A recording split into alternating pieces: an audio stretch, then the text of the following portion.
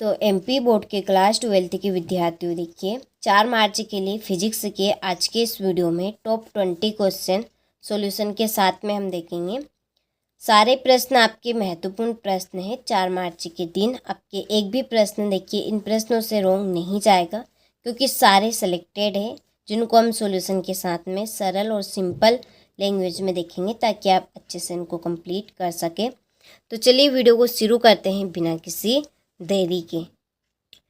तो देखिए पहला प्रश्न है, कूलाम के व्युत्क्रम वर्ग नियम की सीमाएं लिखें। तो आपको पहले इसकी हेडिंग डाल देना है, कैसे कि कूलाम के व्युत्क्रम वर्ग नियम की सीमाएं निम्न है। तो नंबर 1 है, कूलाम की व्युत्क्रम वर्ग नियम केवल बिंदु आवेश के लिए ही सत्य है। तो जो कूलाम का व्युत्क्रम वर्ग का नियम है वो केवल बिंदु आवेश के लिए ही सत्य होगा। दूसरी सीमा है कि यह केवल उन आवेशों के लिए ही सत्य है जो विराम अवस्था में, ठीक है। तो दूसरी सीमा क्या है कि कूलाम का व्युत्क्रम वर्ग का जो नियम है वो केवल उन आवेशों के लिए ही सत्य रहेगा जो विराम अवस्था में है, ठीक है। तो 2 आपकी सीमाएं हैं, सरल है, आराम से आप इनको कंप्लीट कर सकते हैं। 1 से 2 बार पढ़ेंगे उसमें आपको कंप्लीट हो जाएगी। चलिए आगे बढ़े। अगला है, विद्युत आवेश के मूलभूत गुण लिखिए। तो विद्युत आवेश के मूलभूत गुण आपके नंबर 1 है कि आवेश को न उत्पन्न किया जा सकता है न नष्ट किया जाता है। पहला पॉइंट क्या है कि आवेश को न उत्पन्न किया जा सकता है न नष्ट किया जा सकता है। दूसरा पॉइंट है, विद्युत आवेश योग्य होता है। यहाँ तक भी लिखेंगे तो चलेगा, अर्थात किसी भी पदार्थ में कुल आवेश उसके विभिन्न भागों में उपस्थित आवेश के बराबर होता है, ठीक है। दूसरा पॉइंट क्या है कि जो विद्युत आवेश है वो योग्य होता है, अर्थात किसी भी पदार्थ में कुल आवेश उसके विभिन्न भागों में उपस्थित आवेश के कैसा रहेगा, बराबर, ठीक है। तीसरा पॉइंट है आवेश का क्वांटीकरण। कितना भी आप लिखेंगे तो भी चलेगा। आवेश का क्वांटीकरण अर्थात करके, छोटा है तो आप लिख सकते हैं आगे अर्थात करके, Q equal plus minus electrode, ठीक है।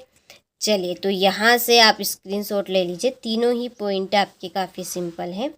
हो गया, आगे बढ़े। अगला है, विद्युत फ्लक्स क्या है, इसका एसआई मात्रक लिखिए। चलिए तो समझते हैं विद्युत फ्लक्स क्या है। बहुत ही सरल और सिंपल है, आप आराम से इसको कंप्लीट कर लेंगे। 1 या 2 बार पढ़ेंगे उसमें ही आपको हो जाएगा। तो चलिए देखते हैं विद्युत फ्लक्स। तो विद्युत क्षेत्र में स्थित किसी क्षेत्रफल से अभिलंबवत गुजरने वाली कुल बल रेखाओं की संख्या को विद्युत फ्लक्स कहते हैं। तो किसे कहेंगे हम विद्युत फ्लक्स, कोई सा भी आपका विद्युत क्षेत्र है उसमें स्थित किसी क्षेत्रफल से कैसे गुजर रही है आपकी बल रेखा है, लंबवत। तो लंबवत गुजरने वाली कुल बल रेखाओं की संख्या को विद्युत फ्लक्स कहते हैं। तो विद्युत क्षेत्र में स्थित है आपका कोई सा भी क्षेत्रफल, उससे अभिलंबवत गुजरने वाली कुल बल रेखाओं की संख्या को हम विद्युत फ्लक्स कहते हैं। इसका एसआई मात्रक न्यूटन मीटर स्क्वायर प्रति कूलाम है, ठीक है। चलिए तो स्क्रीनशॉट आप ले लीजिए यहाँ से। इसके बाद में है अगला है कि विद्युत द्विध्रुव आघूर्ण की परिभाषा लिखिए। तो यह है आपकी द्विध्रुव आघूर्ण की परिभाषा कि किसी भी विद्युत द्विध्रुव के एक आवेश तथा दोनों आवेशों के बीच की प्रभावकारी लंबाई के गुणनफल को विद्युत द्विध्रुव आघूर्ण कहते हैं, ठीक है। तो किसे कहेंगे विद्युत द्विध्रुव आघूर्ण, तो किसी भी विद्युत द्विध्रुव के एक आवेश, ठीक है, एक आवेश या दोनों आवेशों के बीच की जो प्रभावकारी लंबाई है, तो उस प्रभावकारी लंबाई के गुणनफल को हम क्या कहेंगे, विद्युत द्विध्रुव आघूर्ण कहते हैं। इसे P से प्रदर्शित करते हैं। इसका एसआई मात्रक कूलाम इंटू मीटर है, ठीक है। तो आप ये, ठीक है, ये आपका विद्युत द्विध्रुव आघूर्ण है, इक्वल Q आवेश है इंटू 2L है, इसकी प्रभावकारी लंबाई, ठीक है। इसके बाद में है आवेश संरक्षण का सिद्धांत बताइए। तो क्या है आवेश संरक्षण का सिद्धांत, बहुत ही सरल और सिंपल है कि किसी पृथक्कृत निकाय में धनावेश एवं ऋणावेश का बीजीय योग सदैव नियत रहता है। ठीक है, तो किसी पृथक्कृत निकाय में धनावेश और ऋणावेश का जो बीजीय योग है वो कैसा रहेगा, सदैव नियत रहता है, यानी कि एक समान होता है। ठीक है, चलिए तो स्क्रीनशॉट आप ले अच्छे से कंप्लीट करें। छठा प्रश्न है कि दो बल रेखाएं एक दूसरे को कभी प्रतिच्छेद नहीं करती, क्यों? तो जो दो बल रेखाएं होती है वो एक दूसरे को कभी प्रतिच्छेद यानी कि कभी नहीं काटती, ऐसा क्यों होता है? तो चलिए इस प्रश्न का आंसर कंप्लीट करते हैं।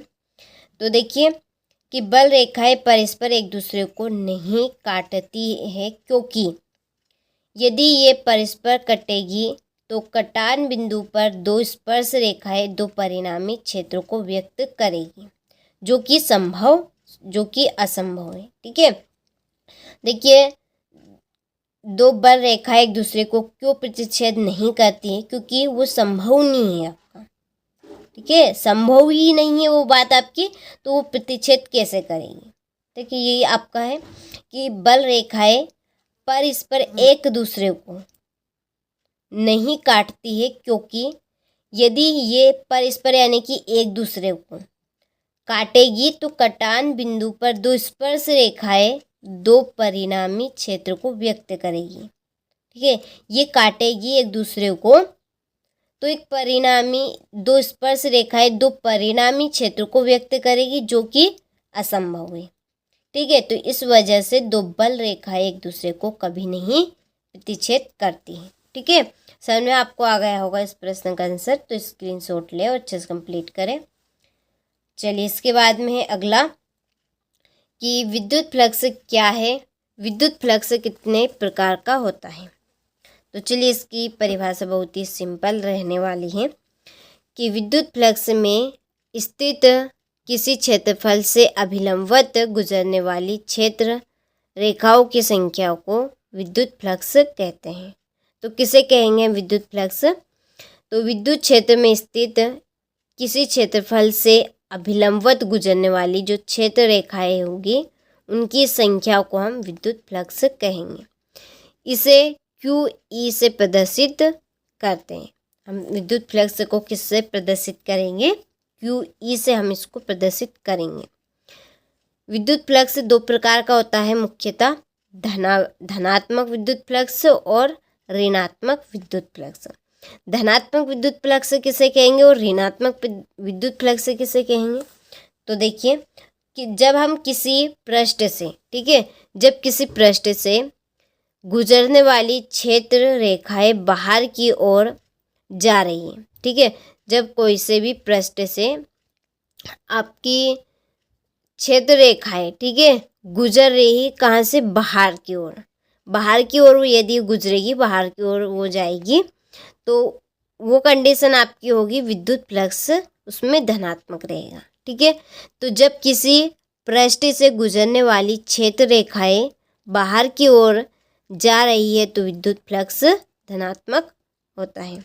इसी का उल्टा रहेगा, अब ये बाहर की ओर जा रही है तो ऋणात्मक में क्या आएगा? अंदर की ओर। तो जब किसी पृष्ठ से गुजरने वाली क्षेत्र रेखाएं अंदर की ओर जा रही है तो विद्युत फ्लक्स कैसा होगा? ऋणात्मक होता है। ठीक है, तो आपको एक को याद करना है, दूसरा ऑटोमेटिकली याद हो जाएगा। हो गया? चलिए तो ये है, देखिए मैंने जैसा भी बोला वैसा का वैसा ही कि जब किसी पृष्ठ से गुजरने वाली क्षेत्र रेखाएं अंदर की ओर जा रही हो तो विद्युत फ्लक्स ऋणात्मक होता है। ठीक है, चलिए इसके बाद में है, यहाँ से देखिए अगला प्रश्न हमारा कि विद्युत द्विध्रुव को विद्युत क्षेत्र में घुमाने में किए गए कार्य की गणना कीजिए। यानी कि यहाँ पर हमें एक व्यंजक ज्ञात करना है जो विद्युत द्विध्रुव को विद्युत क्षेत्र में घुमाने में किए गए कार्य के लिए एक व्यंजक यहाँ पे स्थापित करना है। तो ये रहा, ठीक है, इसका आंसर आप इसको कंप्लीट कर लीजिएगा। तो ये आपका व्यंजक है जिसको इस तरह से आपको यहाँ पे कंप्लीट करना है। ठीक है,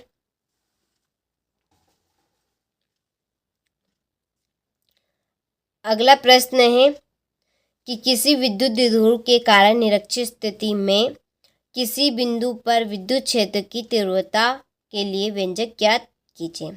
तो किसी विद्युत द्विध्रुव के कारण, यहाँ पे विद्युत द्विध्रुव की बात चल रही है, तो उसमें हमें निरक्षीय स्थिति में किसी बिंदु पर विद्युत क्षेत्र की तीव्रता के लिए व्यंजक ज्ञात करना है। तो ये रहा व्यंजक।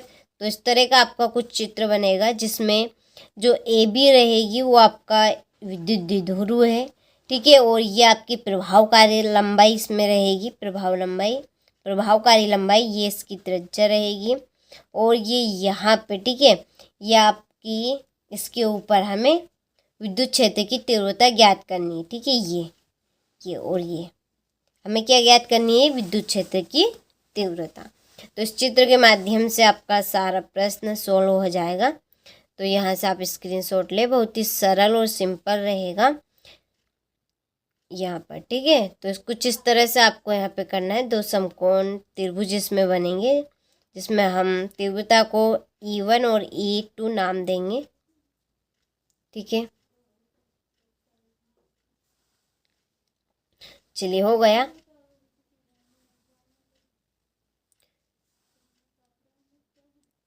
इसके बाद में है किसी विद्युत क्षेत्र में स्थित किसी बंद पृष्ठ के लिए गाउस प्रमेय का नियम लिखिए, ठीक है। किसी विद्युत क्षेत्र में स्थित किसी बंद पृष्ठ के लिए गाउस प्रमेय का हमें नियम लिखना है। हो गया। तो यह है आपका गाउस का प्रमेय रहेगा कि किसी बंद पृष्ठ से गुजरने वाला संपूर्ण विद्युत फ्लक्स का मान उस पृष्ठ के अंदर उपस्थित कुल आवेश का 1/ε गुना होता है, ठीक है। बहुत ही सरल है आपका गाउस प्रमेय कि किसी बंद पृष्ठ, कोई सा भी आपका ये बंद पृष्ठ है, तो किस तरह से बंद पृष्ठ रहेगा, उससे गुजरने वाला संपूर्ण विद्युत फ्लक्स का मान उस पृष्ठ के अंदर उपस्थित कुल आवेश का कैसा होगा, 1/ε गुणा होता है, ठीक है। चलिए, ये है इसके लिए व्यंजक। तो यहाँ से आप स्क्रीनशॉट ले लीजिए और अच्छे से इसको कंप्लीट कर लीजिए। हो गया। तो देखिए, सारे ही प्रश्न मैं आपको सिलेक्टेड प्रश्न बता रही हूँ जिनके आपके पूरे चांस है आने के परीक्षा में। तो एक भी प्रश्न आपका रॉन्ग नहीं जाएगा। तो अच्छे से आपको उनको कंप्लीट करके जरूर जाना है। चलिए, ये है आपका अगला प्रश्न। यहाँ से आप स्क्रीनशॉट ले और कंप्लीट करें अच्छे से। चलिए, तो ये है, इसके ऊपर भी आपका व्यंजक है यहाँ पे। अगला प्रश्न है, विद्युत विभव किसे कहते हैं? यह अदिश या सदिश है, ठीक है। विद्युत विभव किसे कहेंगे और यहाँ पे राशि बतानी है कि ये अदिश राशि है कि सदिश राशि है। तो देखिए, एकांक धनावेश को अनंत से विद्युत क्षेत्र के किसी बिंदु तक लाने में जितना कार्य करना पड़ता है उसे उस बिंदु का विद्युत विभव कहते हैं, ठीक है। यह एक अदिश राशि है। तो हम विद्युत विभव किसे कहेंगे कि कोई सा भी एकांक धनावेश है को अनंत से विद्युत क्षेत्र के किसी बिंदु तक लाने में जितना कार्य करना पड़ता है उसे उस बिंदु का विद्युत विभव कहते हैं। यह एक आपकी अदिश राशि हो गया। चलिए, तो स्क्रीनशॉट आप ले यहाँ से। इसके बाद में है अगला प्रश्न, किसी चालक का पृष्ठ सदैव समविभव पृष्ठ क्यों होता है? तो किसी चालक का जो पृष्ठ है वो सदैव समविभव पृष्ठ क्यों होगा? तो चलिए, इसका आंसर कंप्लीट करते हैं। तो देखिए कि चालक के पृष्ठ के सभी बिंदु एक दूसरे के विद्युत संपर्क में होते हैं। जो चालक के पृष्ठ के सभी जो बिंदु रहेंगे वो एक दूसरे के विद्युत संपर्क में होते हैं। यदि सभी बिंदुओं के विभव समान नहीं होते हैं तो आवेश अधिक विभव वाले बिंदु से कम विभव वाले बिंदु की ओर जब तक प्रभावित होता रहेगा तब तक कि उस बिंदुओं का विभव समान नहीं हो जाता है। अतः विद्युत चालक पृष्ठ समविभव पृष्ठ होता है, ठीक है। तो देखिए, कोई से भी आपके जैसे कि यहाँ पर कहा है कि जो विभव रहेगा आपका, किसी विभव का मान कम है और किसी विभव का मान ज़्यादा है, तो जब तक वो कम विभव की ओर रहेगा तब तक कि वो दोनों बराबर ना हो जाए, ठीक है, यानी कि समान इक्वल ना हो जाए, जब तक वो उसकी तरफ ही रहेगा। तो इस कारण से ये क्या होंगे, आपके जो चालक का पृष्ठ है वो समविभव रहता है, ठीक है। चलिए, तो ये आपका इसका आंसर हो गया है। तो स्क्रीनशॉट आप यहाँ से ले लीजिए, अच्छे से कंप्लीट कर लीजिए। इसके बाद में है ये आपका अगला प्रश्न, तो यहाँ से स्क्रीनशॉट ले और आप कंप्लीट करें।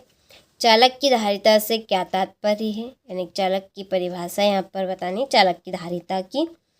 तो देखिए, किसी चालक की विद्युत धारिता आवेश की उस मात्रा के बराबर होता है जो उसकी विभव में इकाई की वृद्धि कर दे, ठीक है।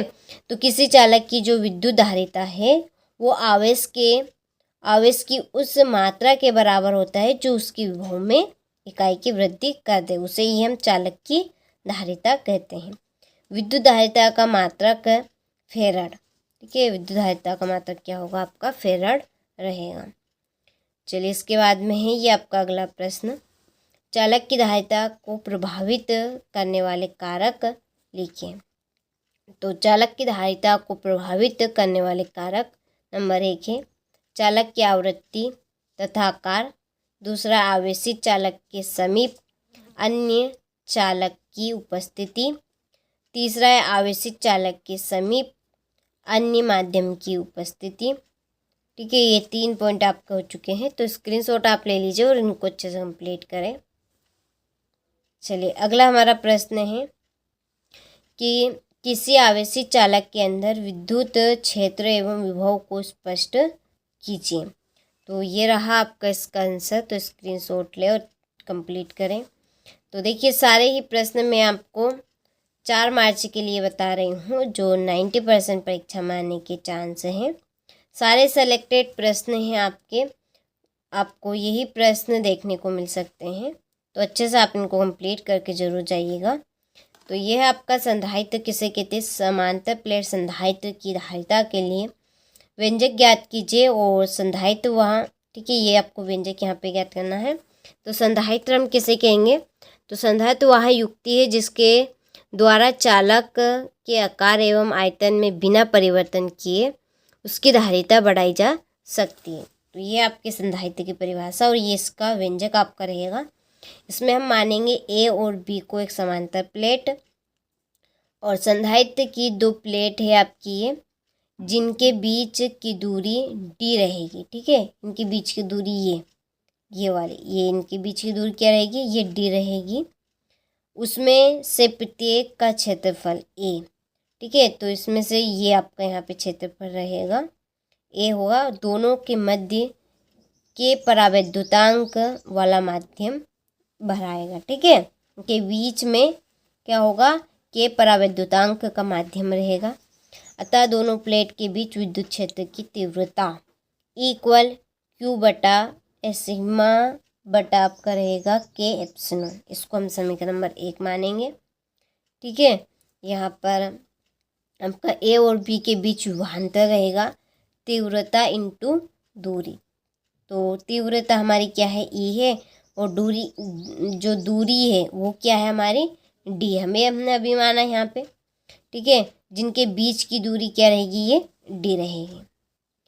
तो ये रहा आपका विभवांतर भी हो गया, और यहाँ पे हम समीकरण 1, इसको हम समीकरण नंबर 2 दे देंगे, तो समीकरण नंबर 1 और 2 से, तो इस तरह से हम हल कर लेंगे। ये फिर धारिता का सूत्र लगा देंगे, सी इक्वल क्यू बटा वी, यहाँ पर धारिता का सूत्र हो जाए। फिर हम वी का मान रख देंगे, जो विभवांतर अभी हमने देखा था, तीव्रता इंटू दूरी। तो देखिए, ये आपका व्यंजक निकल कर आया है यहाँ पे, सी धारिता इक्वल के एप्सिलॉन ए बटा डी। तो बहुत ही सिंपल है, स्क्रीनशॉट आप ले लीजिए। देखिए, अगला है श्रेणी क्रम में जुड़े 3 संधायित्र की तुल्य धारिता के लिए व्यंजक ज्ञात कीजिए। हो गया।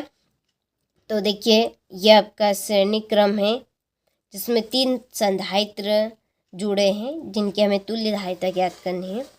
तो देखिए, इस तरह से आपको करना है कि माना कि 3 संधायित्र को श्रेणी क्रम में जोड़ा गया है जिनकी धारिता क्रमशः है आपकी C1, C2 और C3, एवं विभवांतर है इनका V1, ये यहाँ पर ऊपर विभवांतर रहेगा इनका V1, V2, V3, और यहाँ प्लस क्यू आवेश से आवेशित है। ठीक है, इनमें जो आवेश रहेगा वो क्या रहेगा, प्लस क्यू आवेश। ठीक है, प्लस क्यू आवेश इसमें रहेगा।